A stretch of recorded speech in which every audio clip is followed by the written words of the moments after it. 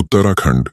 इतिहास और पौराणिक कथाएं। हिमालय की गोद में बसा उत्तराखंड केवल पहाड़ों और प्राकृतिक सुंदरता के लिए प्रसिद्ध नहीं है, बल्कि इसका इतिहास और पौराणिक महत्व भी उतना ही समृद्ध है।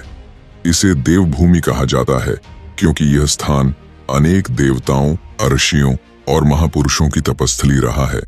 उत्तराखंड का पौराणिक महत्व। पौराणिक कथाओं के अनुसार उत्तराखंड का सीधा संबंध महाभारत और रामायण से जुड़ा है। कहते हैं कि जब पांडव महाभारत के युद्ध के पश्चात अपने पापों का प्रायश्चित करने के लिए तीर्थ यात्रा पर निकले तो वे केदारनाथ पहुंचे।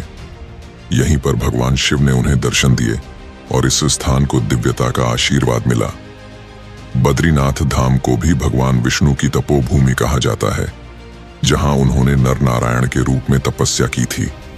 राजाओं और ऋषियों की भूमि। इतिहास के पन्नों में उत्तराखंड को कई राजवंशों का गवाह माना जाता है। कत्यूरी और चंद वंश ने यहाँ शासन किया और यहाँ के मंदिरों और संस्कृति को समृद्ध किया। लेकिन इससे पहले यह भूमि महान ऋषियों की तपस्थली रही है। कहा जाता है कि महर्षि व्यास ने यहीं पर महाभारत का संकलन किया था और अगस्त्य मुनि ने भी इस धरती पर तपस्या की थी। एक पौराणिक कथा। यक्ष और भीम की मुलाकात। महाभारत के वनवास काल के दौरान जब पांडव उत्तराखंड के जंगलों में भटक रहे थे, तब एक रोचक घटना घटी। यक्षराज ने पांडवों को अपने जल स्रोत से पानी लेने की अनुमति नहीं दी और उन्हें प्रश्नों के उत्तर देने को कहा। सभी पांडव एक एक करके असफल हुए, लेकिन अंत में भीम ने यक्ष से टकराने की ठानी। यक्ष ने कई गूढ़ प्रश्न पूछे और जब भीम उत्तर नहीं दे सके तो उन्होंने विनम्रता दिखाई।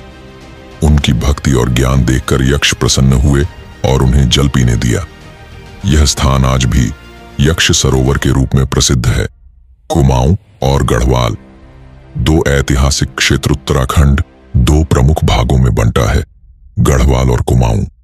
गढ़वाल को वीरता और आध्यात्मिकता का केंद्र माना जाता है, वहीं कुमाऊं अपनी सांस्कृतिक धरोहर और लोक कथाओं के लिए प्रसिद्ध है। राजा सुदर्शन शाह ने गढ़वाल में एकीकृत शासन की नींव रखी थी और कुमाऊं में चंपावत के चंद राजाओं ने एक समृद्ध संस्कृति को जन्म दिया।